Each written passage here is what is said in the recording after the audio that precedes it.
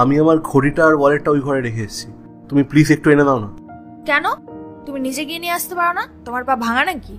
আর তুমি রোজ রোজ কি শুরু করেছো? কখনো এটা করে দাও, কখনো ওটা করে দাও, কখনো চা বানিয়ে দাও, কখনো রান্না করে দাও। আমি কি তোমার চাকর নাকি? দেখো, আমাকে না পূজা ভাববে না যে আমি তোমার চাকর হয়ে থাকবো। আর আমার থেকে এসব কিছু এক্সপেক্ট করো না, বুঝেছো? স্নেহা, এটা কি ধরনের ব্যবহার করছো তুমি আমার সাথে? আমি তোমাকে কি বলেছি যার জন্য তুমি অল টাইম আমার সাথে বাজে ব্যবহার করো? হ্যাঁ মানছি, তুমি আমার ছোটখাটো কাজগুলো করে দিতে পারবে না, ঠিক আছে, কিন্তু তুমি অ্যাটলিস্ট আমার সাথে একটু কথাও বলতে পারবে না ভালোভাবে? আমি ভালোবেসে তোমার জন্য কি না করেছি, নিজের পুরো প্রপার্টি আমি তোমার নামে লিখে দিয়েছি, আর তুমি আমার সাথে একটু ভালো ব্যবহারও করতে পারো না? এটাই তো তুই সব থেকে বড় বোকামি করেছিস, তো সমস্ত প্রপার্টি আমার নামে লিখে দিয়ে।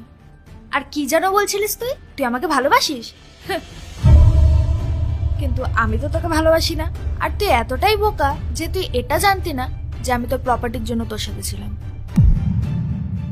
আরে যে নিজের ওয়াইফের হতে পারেনি সে আমার কি হবে?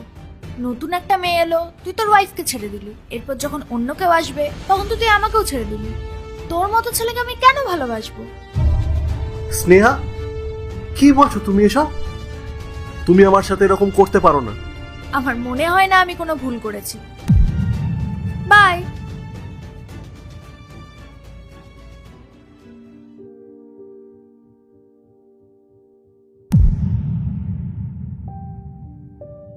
তুমি এখানে? স্নেহা আমাকে ছেড়ে দিয়েছে। এটা তো হওয়ারই ছিল। তাহলে এখন কি দরকার? পূজা, আমি তোমার সাথে অনেক অন্যায় করেছি। আমি এখন তোমার থেকে আর কিছুই চাই না। আমি শুধু চাই তুমি আমার ভুলগুলো সব ক্ষমা করে দাও। না, আমার পক্ষে আর সম্ভব না। যে মানুষটা আমাকে একবার ছেড়ে চলে যেতে পারে সে আমাকে আবারও ছেড়ে চলে যেতে পারে। আর তুমি আবারও আমাকে ছেড়ে চলে যাওয়ার সময় কিন্তু আর একবারও ভাববে না। আর তোমার মনে হয় এত কিছু হয়ে যাওয়ার পরও আমি আবার তোমাকে আপন করে নেব, আবারও বিশ্বাস করব? আর আজকে তো ও তোমাকে ছেড়ে চলে গেছে, তাই জন্য আমার কথা তোমার মনে পড়লো।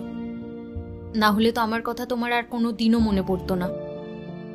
আই এম সরি রোহান, তুমি এখান থেকে চলে যাও। আমার পক্ষে আর সবকিছু ঠিক করা সম্ভব নয়।